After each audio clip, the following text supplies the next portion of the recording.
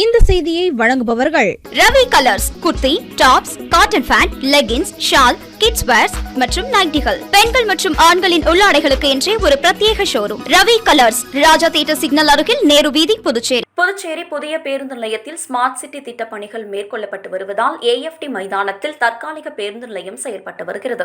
ஆனால் தற்காலிக பேருந்து நிலையத்தில் பயணிகளுக்கு போதிய வசதிகள் செய்யப்படாததால் அவதியடைந்து வருகின்றனர். பேருந்து வரும்போது அந்த பகுதியில் புழுதியுடன் மண் பரப்பதால் பயணிகள் அவதியடைந்து வருகின்றனர். இந்நிலையில் தற்காலிக பேருந்து நிலையத்திற்கு பின்புறம் உள்ள ஆட்டுப்பட்டி பகுதியை சேர்ந்த பொதுமக்கள் தற்காலிக பேருந்து நிலையம் முன்பு ஒன்று திரண்டனர். அவர்கள் பேருந்து நிலையத்தில் புழுதி பரப்பதால் அவதி அடைவதாக கூறி புதுச்சேரி கடலூர் சாலையில் திடீர் மறியலில் ஈடுபட்டனர். இதனால் அங்கு போக்குவரத்து கடுமையாக பாதிக்கப்பட்டது. சுமார் 1 மணி நேரத்திற்கும் மேலாக வாகனங்கள் அணிவகுத்து நின்றன. இதுபற்றி தகவல் அறிந்து வந்த உருளையன்பேட்டை காவல்துறையினர் சம்பவ இடத்திற்கு சென்று பேச்சுவார்த்தை நடத்தினர். பின்னர் போராட்டத்தில் ஈடுபட்டவர்களை சமாதானம் செய்து அங்கிருந்த பொதுமக்களை புது பஸ் ஸ்டாண்ட்ல ஒரே வண்டி வரும்போதெல்லாம் செம்ம டெஸ்ட் கமிஷன் கூட சொன்னாக்கா காதிலே வாங்க மாட்டாரு, எதுவுமே கால வாங்க மாட்டாரு. அவர் பாட்டு வரையாரு, பஸ் ஸ்டாண்ட்ல இருவில் மண்ணை கொட்டுறாரு, பாட்டு போயினே இருக்கிறாரு. மக்கள் எப்படி செத்தா இந்த அரசாங்கம் என்ன ஆகுது? 1 மணி நேரம் ஒரு பக்கம் லெட்டின் நாத்தம், ஒரு பக்கம் ஒரே டெஸ்ட், செம்ம டெஸ்ட். பசங்களாம் சளி ஜுரம்லாம் வந்து ஊறப்பட்ட நோய் நொடி வந்துக்கிறாங்க. எல்லாரும் உடம்பு சரியில்லை. யூரின் தண்ணி வந்து அப்படியே இருக்குங்க, கொசு பயங்கரமா இருக்குங்க, டஸ்ட் ஃபார்ம் ஆகுது. வீட்டுல வந்து பிள்ளைங்களை வச்சு அவ்வளவு அலர்ஜி வருதுங்க, தும்பல் இருக்குது. லைட்டா ஒரு 5 நிமிஷம் வாயை தந்தீங்கன்னா வாயை மூடிங்கன்னா வாய் ஃபுல்லா மண்ணு. குழந்தைங்களை வச்சு கொசுனாலையும் அந்த பிறகு பிள்ளைங்களுக்கு உடம்பு சரியில்லை. டாக்டர் கையுமால மோதி நிக்கிறோம். நாங்க இதுக்கு எங்களுக்கு ஒரு தீர்வு கிடைச்சாதான் இந்த போராட்டம் நாங்க வாபஸ் வாங்குவோம். புதுச்சேரி நெல்லித்தோப்பு பகுதியை சேர்ந்த செந்தில் என்பவரின் மகன் விஜயகுமார் தனியார் ஊழியராக பணியாற்றி வரும் இவர் ஜூலை 31ஆம் தேதி இரவு 12 மணி அளவில் காமராஜர் சாலை வழியாக சென்றுள்ளார். அப்போது அவர் புட்லாயம்மன் ஆலயம் எதிரே தனது இருசக்கர வாகனத்தை நிறுத்திவிட்டு சாலையில் நடந்து சென்றுள்ளார். அப்போது அதே வழியாக வந்த ஆட்டோ விஜயகுமார் மீது மோதி உள்ளது. இதில் நிலை தடுமாறி கீழே விழுந்த விஜயகுமாரின் வாய் மற்றும் மூக்கில் ரத்தம் கசிந்துள்ளது. அவரை கண்ட ஆட்டோ ஓட்டுநர் கோவில் வாசலில் ஓரமாக கிடைத்துவிட்டு சென்றுள்ளார். இரவு முழுவதும் அதே இடத்தில் சுயநினைவு இன்றி இருந்ததன் காரணமாக விஜயகுமார் அதே இடத்தில் பரிதாபமாக உயிரிழந்துள்ளார். தொடர்ந்து அதிகாலையில் அம்மன் கோவில் பூசாரி கோவிலுக்கு வந்து பார்த்தபோது ஒருவர் இரத்த வெள்ளத்தில் உயிரிழந்து கிடப்பது தெரிய வந்து அதிர்ச்சியடைந்தார். உடனடியாக சம்பவம் குறித்து காவல்துறையினருக்கும் தகவல் அளிக்கப்பட்டுள்ளது. தகவல் அறிந்து வந்த போக்குவரத்து காவல்துறையினர் உடலை கைப்பற்றி விசாரணை மேற்கொண்டு வந்தனர். தொடர்ந்து அங்கிருக்கும் CCTV காட்சிகளை ஆய்வு செய்த போது ஆட்டோ ஓட்டுநர் நடந்து செல்பவரை இடித்து தள்ளியதும் அதன் பிறகு அந்த நபரை கோவில் ஓரமாக ஆட்டோ ஓட்டுநர் இழுத்து வந்து உடலை கிடத்தும் காட்சிகள் பதிவாகியிருந்தது. இதன் அடிப்படையில் அந்த ஆட்டோ ஓட்டுநர் யார் என்று தேடி வருகின்றனர் காவல்துறையினர். தற்போது இந்த CCTV காட்சிகள் வைரலாகி வரும் நிலையில் ஆட்டோ ஓட்டுநரின் இந்த மனித தன்மையற்ற செயல் பொதுமக்களிடையே பெரும் கொந்தளிப்பை ஏற்படுத்தியுள்ளது. புதுச்சேரி பொதுப்பணித்துறையில் பணி நீக்கம் செய்யப்பட்ட ஊழியர்கள் போராட்டக் குழுவினர் சட்டசபையை முற்றுகையிடும் போராட்டம் நடத்தப் போவதாக அறிவித்திருந்தனர். இதற்காக ஒருங்கிணைப்பாளர்கள் தெய்வீகன், சத்யவதி, வினோத், மணிவண்ணன் ஆகியோர் தலைமையில் நிர்வாகிகள் மோகன்ராஜ், சேகர், ரவிசங்கர் உட்பட பலர் மிஷன் வீதி சம்பா கோவில் அருகே ஒன்று கூடினர். அங்கிருந்து ஊர்வலமாக மிஷன் வீதி நேரு வீதிக்கு வந்தனர். அங்கு சாலை சந்திப்பில் தரையில் அமர்ந்து அவர்கள் மறியல் போராட்டத்தில் ஈடுபட்டனர். கடந்த பட்ஜெட்டில் அறிவித்தபடி ஊழியர்களுக்கு 10,500 ரூபாய் சம்பளத்துடன் வேலை வழங்க வேண்டும், இதற்கான நிதி ஒதுக்கி பட்ஜெட்டில் அறிவிக்க வேண்டும் என அவர்கள் வலியுறுத்தி கோஷம் எழுப்பினர். இதனால் நேரு வீதியில் போக்குவரத்து பாதிக்கப்பட்டது.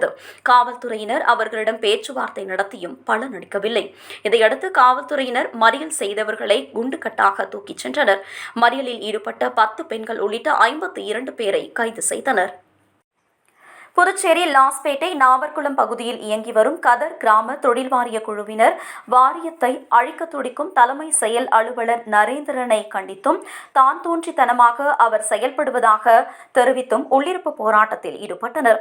புதுச்சேரி அரசு போதிய நிதியை அளித்தும் அதை உடனடியாக வாங்கி கொடுக்காமல் காலம் தாழ்த்தி சம்பளம் வழங்கி வருவதாகவும் அவர் மீது குற்றம் சாட்டியுள்ளனர்.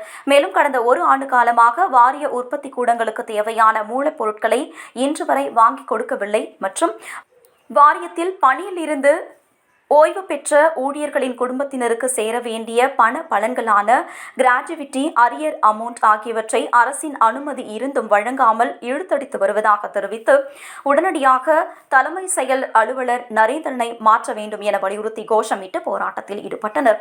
இந்த உள்ளிருப்பு போராட்டத்தில் கதர் கிராம தொழில் வாரிய ஊழியர்கள் பலர் பங்கேற்று கோரிக்கைகளை வலியுறுத்தி கோஷமிட்டனர். மத்திய பட்ஜெட்டில் புதுச்சேரி புறக்கணிக்கப்பட்டுள்ளதை கண்டித்து இந்திய கம்யூனிஸ்ட், மார்க்சிஸ்ட் கம்யூனிஸ்ட், விடுதலை சிறுத்தைகள் கட்சி மற்றும் கம்யூனிஸ்ட் சார்பில் சட்டசபை அருகே ஆம்பூர் சாலையில் கண்டன ஆர்ப்பாட்டம் நடைபெற்றது.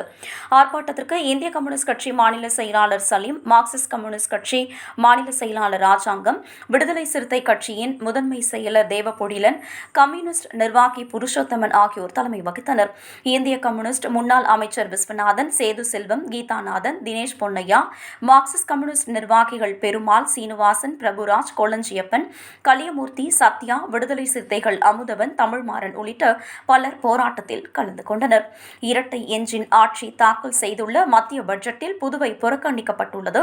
புதுவைக்கு எந்தவித நலத்திட்டங்களையும் அறிவிக்கவில்லை. கார்ப்பரேட் நலன்களை பாதுகாக்கும் அரசாக மத்திய பாரதிய ஜனதா அரசு உள்ளது என்று குற்றம் சாட்டி இதை கண்டித்தும் கோஷம் எழுப்பினர். முன்னதாக நேரு வீதி, மிஷன் வீதி சந்திப்பிலிருந்து ஊர்வலமாக வந்து ஆர்ப்பாட்டத்தில் பங்கேற்றனர். புதுச்சேரி முத்தியால்பேட்டை அண்ணா திராவிட முன்னேற்றக் கழக அலுவலகத்தில் தொகுதி முன்னாள் சட்டமன்ற உறுப்பினரும் மாநில துணை செயலாளருமான வையாபுரி மணிகண்டன் செய்தியாளர்களை சந்தித்தார். அப்போது கேரள மாநிலம் வயநாட்டில் ஏற்பட்ட இயற்கை பேரிடரான நிலச்சரிவில் சிக்கி 250க்கும் மேற்பட்டோர் உயிரிழந்துள்ளனர். 500க்கும் மேற்பட்ட குடும்பத்தினர் உறவினர்களையும் வீடுகளையும் இழந்து நிர்கதியாக நிற்கின்றனர். புதுச்சேரி மாநிலத்தின் மாகே பிராந்தியம் கேரள மாநிலம் கண்ணூர் மாவட்டத்தின் அருகில் உள்ளது. இந்திய நாடு இறையாண்மை, சகோதரத்துவத்தால் கட்டமைக்கப்பட்டுள்ளது. கேரள மாநில பெருந்துயரில் புதுச்சேரி மாநிலமும் பங்கேற்று இயன்ற உதவிகளை செய்ய வேண்டும். புதுச்சேரி அரசு சார்பில் அண்டை மாநிலமான கேரள மாநிலத்திற்கு தேவையான நிவாரண உதவிகளை வழங்க வேண்டும் என புதுச்சேரி மாநில அண்ணா திராவிட முன்னேற்றக் கழகம் சார்பில் வலியுறுத்தி கேட்டுக் கொள்வதாக தெரிவித்தார். மேலும் கேரள மாநில பெருந்துயரில் பங்கேற்கும் விதமாக அம்மாநில அரசின் பேரிடரின் முதலமைச்சர் நிவாரண நிதிக்காக புதுச்சேரி மாநில அண்ணா திராவிட முன்னேற்றக் கழக துணை செயலாளர் என்ற முறையில் 25,000 அனுப்பியுள்ளதாக தெரிவித்தார். இதேபோல புதுச்சேரி பொதுமக்கள், வியாபாரிகள், சமூக அமைப்பினர், அரசு ஊழியர்கள், அரசியல் கட்சியினர், அரசியல்வாதிகள், சட்டமன்ற உறுப்பினர்கள், அமைச்சர்கள் என அனைத்து தரப்பு புதுச்சேரி மக்களும் கேரள மாநில மக்களின் துயரத்தில் பங்கேற்க வேண்டும் என்று அழைப்பு விடுத்துள்ளார். புதுச்சேரி உங்கள் AMN டிவி செய்திகளை யூடியூபில் உடனுக்குடன் காண AMN டிவி பாண்டிச்சேரி சேனலை சப்ஸ்கிரைப் செய்யுங்கள். பெல் பட்டனை மறக்காமல் கிளிக் செய்யுங்கள்.